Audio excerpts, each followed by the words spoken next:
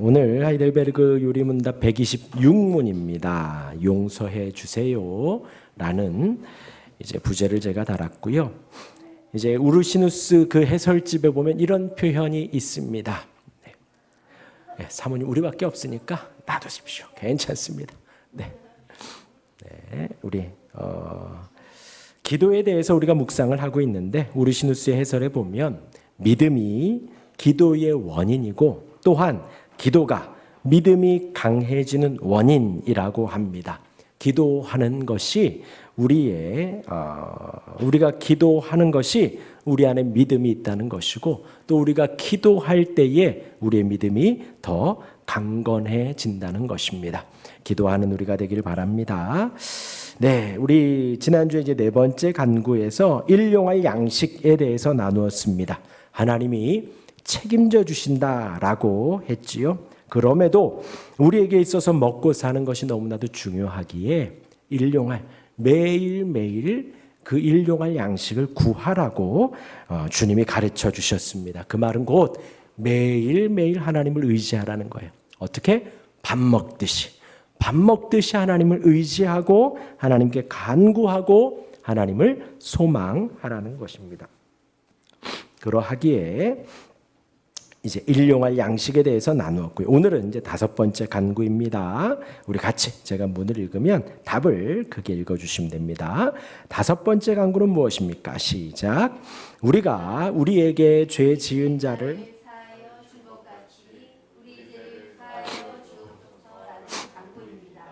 우리 안에 있는 죄의 끈을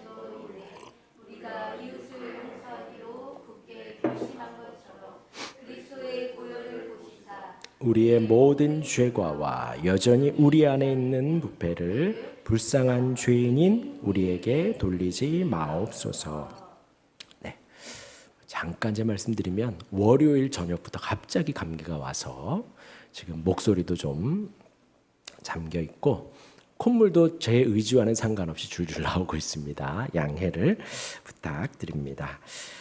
네, 우리 주님은 우리에게 양식을 공급해 주겠다. 매일매일의 양식을 공급해 주겠다. 그러하니 너희도 매일매일 일용할 양식을 구해라. 라는 이제 기도를 하라고 가르쳐 주셨습니다. 그러하기에 우리가 성도는 하나님이 주시는 양식을 먹고 살아가는 거예요. 그리고 우리가 먹을 때마다 마실 때마다 하나님이 주셨다고. 누가 주셨다고? 누가 주셨다고? 하나님이 주셨다고. 하나님이 주셨다고 믿으며 우리가 먹는 것입니다. 그리고 이제 오늘 말씀은 죄 지은 자를 사하여 준 것 같이 우리 죄를 사하여 주옵소서 하는 거예요. 그러니까 이제 죄 용서함, 죄 사함이 우리의 영혼의 양식이다라는 것입니다. 이 땅의 양식을 구한 것처럼 이제 죄 용서함에 하늘의 양식을 구하라는 것입니다. 우리 몸에 있어서 양식이 필요한 것처럼 우리 영혼에 있어서 죄 사함이 필수적으로 필요하다라는 것입니다. 우리 영혼은 양식이 없으면 죽는 것처럼 우리의 몸은 양식이 없으면 죽는 것처럼 우리의 영혼은 죄 용서함이 없으면 죽는 것이다라는 것이에요. 그러니까 일용할 양식을 구하고 죄 용서함과 용서해 주는 것을 구하라는 것입니다. 그렇기 때문에 이제 오늘 이 기도를 하는 데 있어서 우리가 중요한 것은 주님이 주시는 죄 용서함의 은혜가 얼마나 큰지 알아야 된다는 거예요. 우리 안에 주의 은혜의 증거는 죄 용서함을 받았다는 것입니다. 우리가 아까 찬양했듯이 주 보혈이 나를 정결케 하고 주 보혈이 나를 자유케 합니다. 주 앞에 예배할 수 있는 것은 주님의 보혈이 용서해 주시고 자유케 해 주셨기 때문에 주님 주신 자유 속에 이 시간 우리가 예배하는 것이지요. 그렇게 죄 용서함을 받아 하나님의 은혜 아래에서 하나님의 자녀로 살아가는데 그럼에도 불구하고 우리는 여전히 죄 안에 있고 부패한 죄인이라는 것입니다. 그것을 잊지 말라는 거예요. 우리가 함이나 뭐라고 뭘 잊지 말라고? 앞에 보세요. 자, 죄 용서함의 은혜를 받아서 우리가 살아가지만 그럼에도 불구하고 지금 주님이 가르쳐주신 기도 속에 죄 용서함이라는 문구를 굳이 넣으신 것은 우리가 용서함 받았지만 그럼에도 여전히 죄 안에 있고 여전히 부패한 죄인이라는 것을 기억하라는 것입니다. 그러하기에 매일매일 죄인인 것을 기억하고 매일매일 죄 용서해 주시는 은혜를 사모하라는 것이지요. 주님의 죄사함의 은혜는 정말로 큰 은혜입니다. 우리가 매일매일 곱씹고 매일매일 고백해도 전혀 어색하지 않은 거예요. 아침에도 고백하고 저녁에도 고백하고 다음 날에도 고백하고 다음 날 점심에도 고백하고 매일매일 죄 용서함의 은혜를 고백하는 것은 당연하다는 거예요. 왜냐하면 이 문구만 보는 게 아니라 방금 전에 일용할 양식을 주옵소서라고 구했잖아요. 그러하기에 주님의 그 용서함의 은혜는 너무나 중요하다.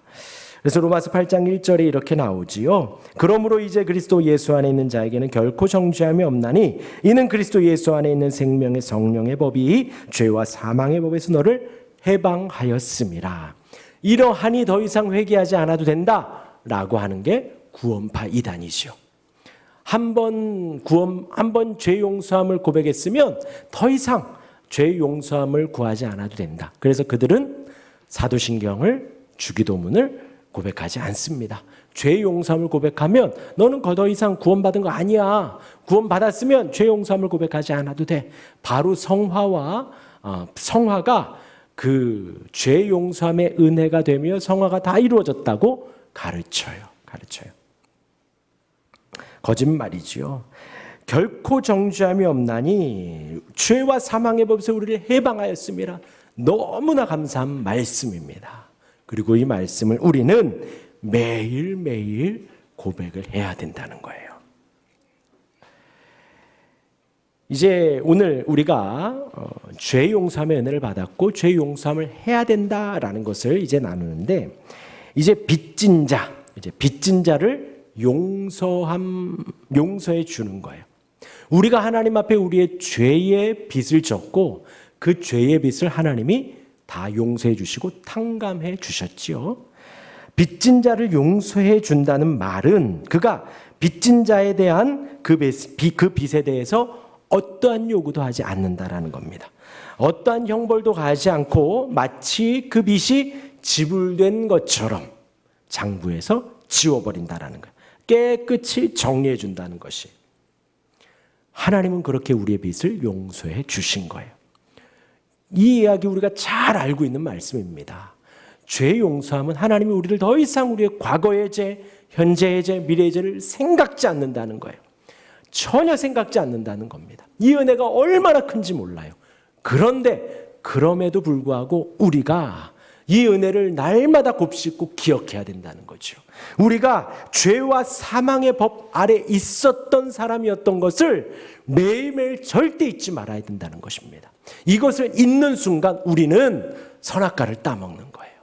이것을 잊는 순간 우리는 하나님 앞에 경거망동하게 되어 있습니다. 내가 원래 착해서, 내가 원래 말을 잘 들어서, 내가 원래 좀 다른 사람이랑 달라, 이렇게 되어져 버려요. 매일매일 우리는 죄 용서함 받았다, 죄와 사망에서 탕감받고 용서함 받았다라는 것을 기억해야 한다는 것입니다.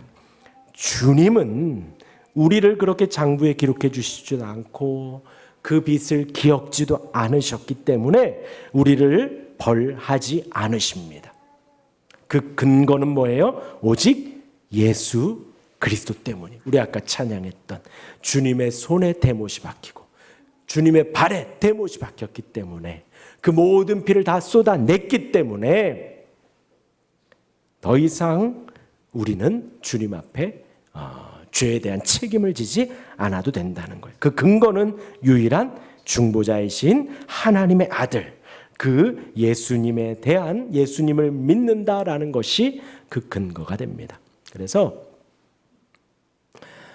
우리가 죄 용서함을 받는데 처음부터 끝까지 다 고백을 해야 됩니다. 아니면 눈물을 막 흘려야 됩니다. 눈물콧물 다 흘리고 막 떼굴떼굴 구르고 막 그런 경험이 있어야 됩니다. 그래야지 죄 용서함 받는 거예요. 그게 아니라는 거예요. 구원파에서 그걸 강조하거든요. 복음을 일주일 동안 가르치면서 한 금요일쯤 돼서 패션 오브 크라이스트 혹은 그와 비슷한 영상과 그런 것들을 보여주고 눈물 콧물 막 흘리면 그때 죄 용서 받았다고 선언하고 더 이상 회개하지 말라고 이야기를 하는 거예요. 그러나 그렇지 않습니다. 그렇지 않습니다. 우리 안에 있는 그러한 작용 때문에 아니면 우리가 하나도 빠짐없이 다 하나님께 고했기 때문에 죄 용서함을 해주시는 것이 아니라 죄 용서함을 해주시는 유일한 근거는 예수님의 이름 때문이에요. 예수님의 십자가 공로 때문에 우리가 죄 용서함을 받는 것이지 그 외에 그 어떠한 것도 아니다라는 것입니다. 그러하기 때문에 우리가 이 죄 사함에 대해서 깊이 깨달아야 합니다. 하나님이 우리가 지은 모든 죄를 용서해 주시고 예수님이 다 그것을 책임졌다라는 거예요. 우리를 예수님의 이름으로 받아주시고 예수님이 우리를 대신해서 십자가를 지셨기 때문에 우리의 모든 죄가 주님께 전가되고 주님의 그 십자가의 공로가 다 우리에게 전가되는 거예요. 그러하게 우리는 믿음으로 그것을 받아 취하는 거예요. 그것을 근거로 하나님은 우리를 의롭다 선언해 주시는 거예요. 우리가 죄 없다 선언해 주시는 것입니다. 우리를 하나님의 자녀 삼아 주신 거예요. 우리 죄로 인해 벌하지 않으시고 우리에게 의와 영생을 베풀어 주시는 거예요. 뭐와 뭐를 베풀어 주신다고요? 의와 영생을. 우리가 옳다 해 주시는 거예요. 우리에게 영생 생명을 주시는 거예요. 예수님의 보혈로 말미암아. 사랑하는 성도 여러분, 우리는 죄 사함을 바라고 날마다 그것을 위해서 기도해야 됩니다. 매일매일 아침 저녁으로요. 죄 사함이 없이는 우리가 구원을 받을 수 없습니다. 또한 하나님께서는 그것을 바라는 자들 그 외에는 아무에게도 은혜를 베풀지 않으셔요. 아무리 거룩한 사람이라도 이 땅을 살아갈 때에 죄의 잔재가 있습니다. 죄의 본성이 있습니다. 우리가 생각하는 아무리 거룩한 사람, 아무리 경건한 사람, 아무리 그런 사람이다 할지라도 죄의 잔재가 남아있다는 그 말은요, 그 사람 또한도 날마다 회개를 해야 한다는 거예요. 회개를 해야 됩니다. 그리고 죄 용서함의 은혜를 우리가 누려야 합니다. 이것이 있어야 이제 만약 이제 우리가 회개해야 됩니다. 매일매일 회개해야 됩니다. 라고 할 때에 나는 이것도 못해 저것도 못해 이것도 못해 저것도 못해 라는 것에 빠지게 되면 우리는 우울할 수밖에 없어요. 왜냐하면 우리가 생각하면 생각할수록 우리의 인생이 그닥 나은 게 없거든요. 그닥 나은 게 없거든요. 우리의 죄만 보고 우리의 부족함만 보고 우리의 연약함만 볼 때 우리는 한없이 동굴 속으로 들어갑니다. 거기에서 우리는 깨닫는 거예요. 우리의 힘으로 할 수 있는 게 하나도 없구나. 그리고 주님을 의지하는 거죠. 주님을 바라보는 거죠. 그러하기 때문에 우리의 연약함과 죄 가운데에서 주님이 소망이 되고 주님이 은혜가 되는 거예요.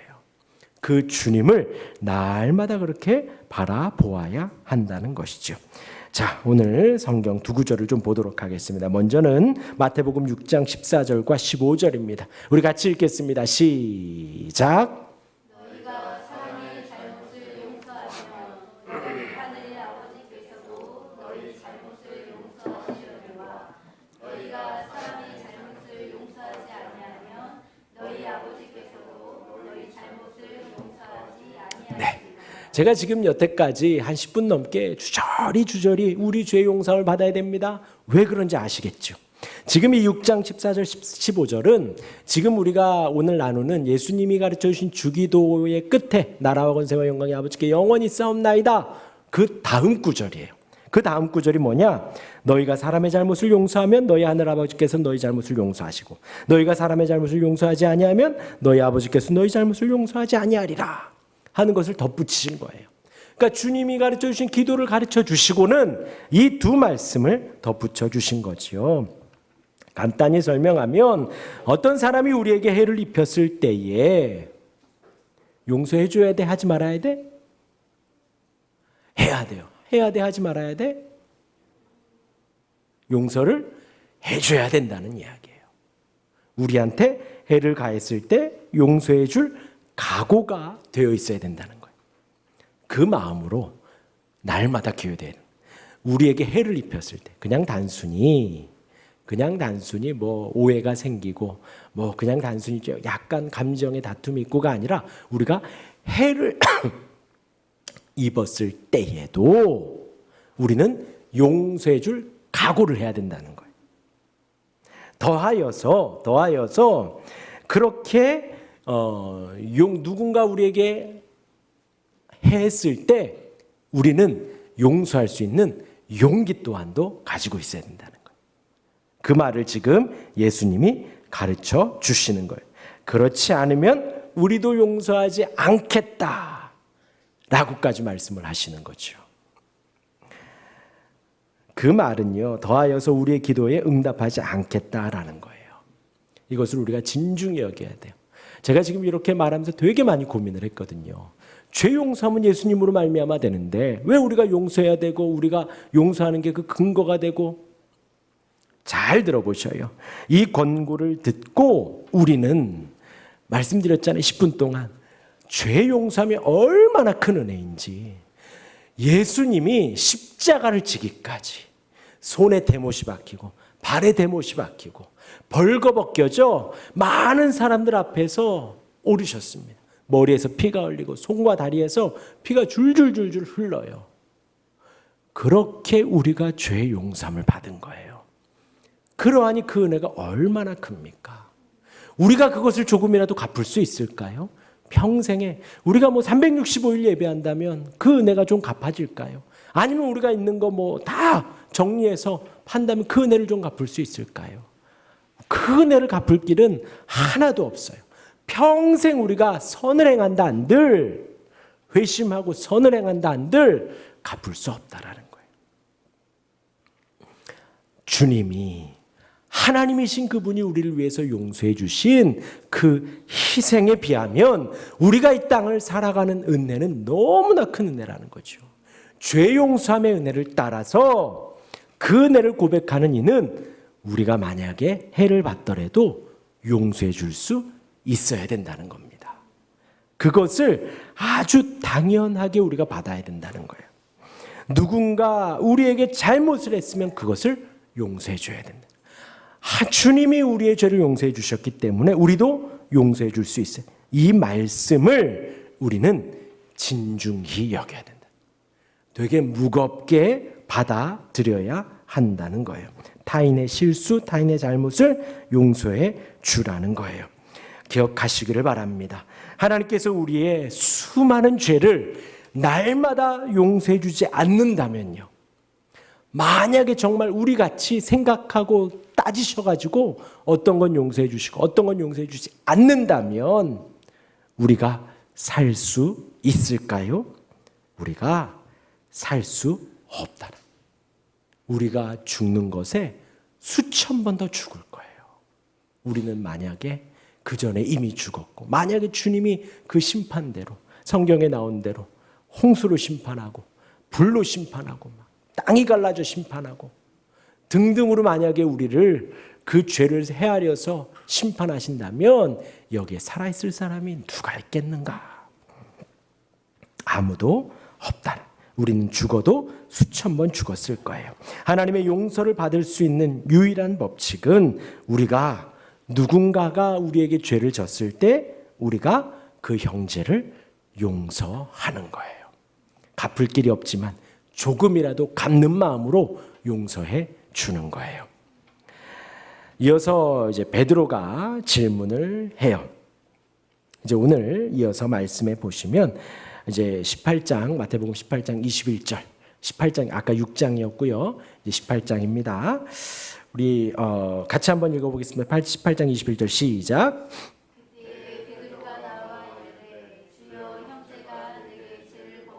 몇 번이나 용서해 주리까?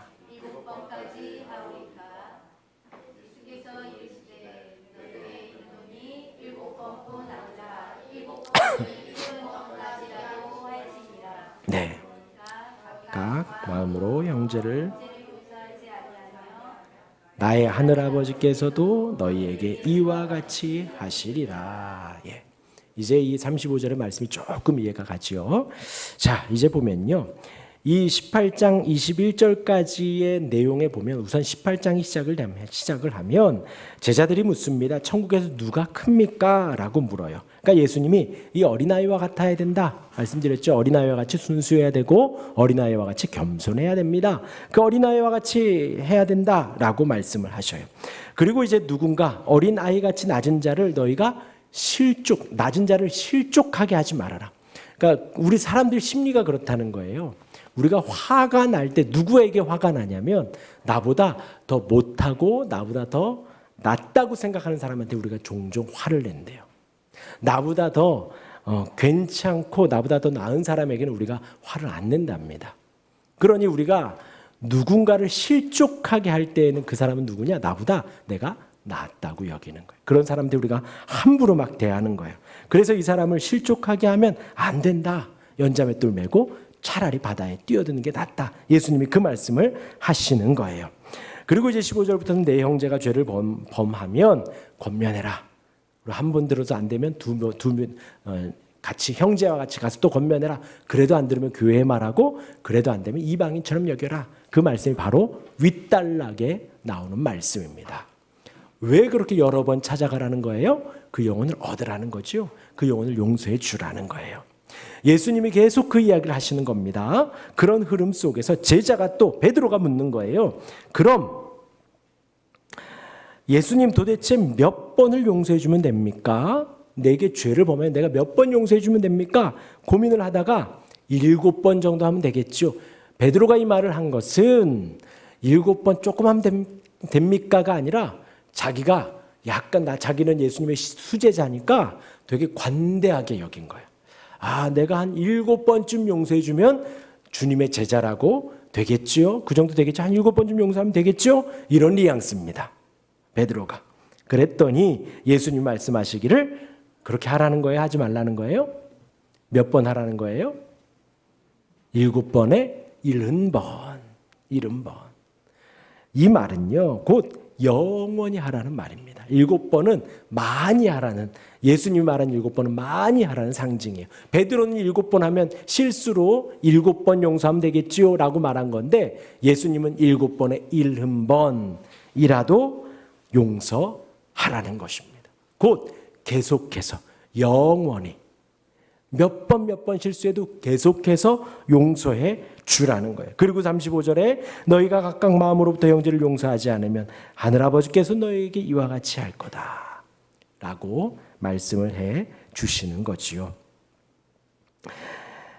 우리가 누군가를 용서하는 데 있어서 한계를 정해라, 정하지 말아라, 정하지 말아라.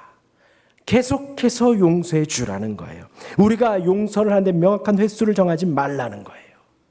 제가 이 부분을 준비하면서 얼마나 우리의 인생이 연약한지 매일매일 종종 우리가 이야기하잖아요. 신하준 아빠가 3번 얘기했다.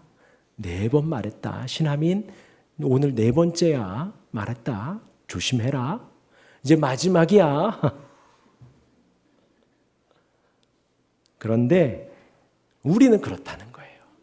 예를 들어서 자녀들과 이야기했지만 우리가 누군가와 살아가면서도 항상 우리는 그렇게 카운트해요. 이 사람이 나한테 몇 번 잘못했나? 이 사람이 나한테 몇 번 실수했나? 어떤 실수를 했나? 우리는 늘 그렇게 카운트한다는 거죠. 누구처럼요? 베드로처럼요. 그리고 이제 우리는 이제 성도이고 사역자에게 조금 더 관대하게 하려고 생각을 해요. 그런데 그런 우리를 향해서, 그런 베드로를 향해서 주님이 몇 번 하라고 하냐? 영원히 하라는 거예요. 영원히. 그 용서를 하는 데 있어서 명확한 횟수를 정하지 말라는 것입니다. 혹은 용서하는 일에 있어서 결코 포기하지 말라는 거예요. 왜냐하면 우리는 쉽게 포기하고 싶거든요. 그리고 하나님 앞에 내가 이 정도 했으면 됐지 않습니까? 지난번에 저 사람 그랬습니다. 이 정도면 됐지 않습니까? 라고 우리는 하나님 앞에 말을 하는 거죠. 그러나 하나님은 절대로 용서하는 일에 있어서 7번에 70번이라도 포기하지 말라는 거예요. 왜 포기라는 단어를 쓸까요? 포기하고 싶으니까 그래요. 포기하고 싶으니까. 우리가 뭔가를 하더라도 포기하잖아요. 저희가 100군데 올라갔는데 마지막 한 30분 여정을 포기했어요. 물론 후회하진 않아요. 그 마지막 그 돌산 올라가는 것을 포기했어요. 뭔가를 하다가 또 포기해요. 뛰려고 하다가 포기하고. 그 포기는 언제 하는 거냐? 힘들 때 하는 거거든요. 버거울 때 하는 거거든요. 내가 더 이상 못할 것 같다 할 때 우리가 딱 손을 놓고 포기하는 거거든요. 그런데 주님은 말하는 거예요. 결코 포기하지 말아라. 그만큼 용서를 하는 것이 쉽지 않다는 거예요. 우리 인생에 있어서 주님의 은혜를 묵상하지만 주님의 십자가를 묵도하지만 우리가 살아가는 이 여정 속에서 누군가를 용서하고 용서하는 것은 쉽지 않다. 그러니 포기하지 말아라 라고 우리에게 권면을 하는 것입니다. 여기에서 있어서 우리가 세 가지를 좀 묵상해 보려고 합니다. 첫 번째는요. 우리가 오늘 읽은 이 말씀, 이 하이델베르그의 말씀, 또 제가 읊어드린 이 모든 내용들에 있어서 우리가 세 가지를 기억하는데, 하나는 우리에게 부족함과 연약함이 있다라는 거예요. 우리 매일매일 죄 용서함 받아야 된다는 겁니다. 이걸 절대 잊지 말라는 거예요. 세상 속에서 아무리 최상의 인격을 가진 사람이라도, 최상의 경건을 가진 사람이라도 과오가 있고 실수가 있고 연약함이 있고 죄가 있다는 것이에요. 그래서 죄 용서함이 필요하다. 7번에 70번이라도 용서가 필요한 사람 바로 나다라는 것이에요. 그리고 두 번째로 예수님은 먼저 성도가 손 내밀기를 원하시는 거예요. 먼저 용서해 주기를, 혹 범죄자가 회개하는 마음을 가지고 그가 화해하고 싶은 표정이 보일 때에, 그런 표징이 보일 때에 우리가 손을 내미는 거예요. 아시겠죠? 주님은 성도가 용납받지 못하고 용서받지 못하고 배척을 당하고 낙심하는 것을 원하지 않는다는 거예요. 원하지 않는다. 그래서 만약에 우리가 실수했다면 빨리 가서 용서를 구해야죠. 그리고 누군가가 실수했어요. 그래서 사과하고 싶어. 그래서 좀 용서를 구하고 싶어. 그러면 우리가 먼저 손을 내밀어도 된다는 것이에요. 그리고 세 번째로 어떤 사람이 자신의 경솔함이 나타납니다. 또한 변덕이 나타납니다. 어떤 그런 혐의점이 있어요. 그런데 그가 이제 용서를 구하면 우리가 용서를 해 주어야 하지요. 그런데 좌우로 그의 태도를 우리가 주시하는 거예요. 이 사람을 위해서요. 이 사람을 위해서. 그때 이호선 박사인가요? 이야기를 하는데, 이혼이라는 것을 할 때에 이제 만약에 이제 그 가정 폭력이 있잖아요. 폭력에 대해서 이제 남성이 이렇게 폭력을 쓸 수가 있다라는 거죠. 뭐 폭력을 남성이든 여성이든 맞는 남자도 많다고 하더라고요. 근데 어찌 됐건 폭력이 일어났을 때에 정말 실수일 수가 있대요. 이제 약간 격해져서 뭐 이렇게 하다가 실수가 있을 수 있답니다. 그럴 때에 용서를 구하면 용서를 해주래요. 그런데 쉽게 용서해 주지 말라 그러더라고요. 그러면 처음에는 실수였는데 그 다음은 만성적이 될 수가 있다는 거예요. 쉽게 용서해 주지 말라 그러더라고요. 그리고 이제 그것이 아닌 만약에 계속적으로 습관적으로 폭력을 하면 빨리 이혼을 하라고 TV에 그렇게 잠깐 이야기 나오더라고요. 그것과 같은 맥락일 수는 없지만 비슷한 맥락 속에서 누군가가 계속해서 경솔함이 나타나고 변덕적인 어떤 혐의가 드러나고 계속해서 실수를 해요. 그렇다면 그 영혼을 위해서 그 부분에 있어서 계속해서 주시를 하는 거죠. 용서를 해주는 겁니다. 주님이 용서해 주라고 하니 용서를 해주지만 계속해서 주시하는 겁니다. 그 사람이 차후로 그의 태도가 바뀌기를 바라는 거지요.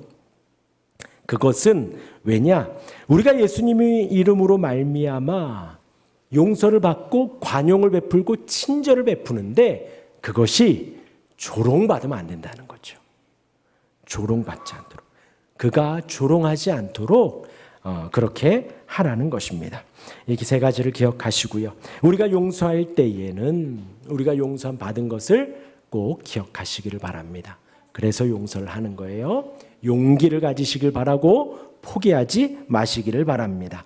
우리가 용서함 받은 것, 하나님의 우리를 용서해 주신 선하심을 기억을 해야 합니다. 우리가 용서받은 것을 기억해야 합니다. 우리를 긍휼히 여겨주신 그 사랑을 기억해야 합니다. 하나님 아버지는 죄인을 만나기 위해서 먼 길을 오셨어요. 그 하늘에서부터 이 땅까지 오셨죠. 그리고 예수님도 사역하시면서 먼 길을 가셨습니다. 그 영혼을 만나기 위해서. 회개는 성령이 주시는 훌륭한 선물입니다. 그러하기에 우리가 성령께서 인도하시는 대로 회개하기를 바라고, 그리고 누군가의 죄를 용서해 주어야 해요. 어떤 믿음을 갖고요? 내가 용서하지 않으면 나도 용서 못 받을 수도 있어 라는 마음을 가지고요. 누군가의 죄를 용서하지 않고 용납하지 않는다면 우리가 받은 은혜를 무시하는 것입니다. 우리는 하나님께 손상을 주는 거예요. 주님의 보혈의 은혜를 모르는 사람이 되는 것입니다. 사랑하는 성도 여러분, 주의 은혜로 용서함 받았습니다. 우리의 모든 죄가 용서받기 위해서 우리의 모든 죄를 늘 용서해 달라고 기도하십시오. 그리고 그 은혜를 누리면서 우리 또한도 우리 이웃을, 우리에게 잘못한 사람을 용서해야 합니다. 용기를 가지시고 담대하게 해달라 그러시고 포기하지 않도록 인도해 달라고 그렇게 기도하는 우리 모두가 되시기를 주님의 이름으로 축원합니다. 아멘.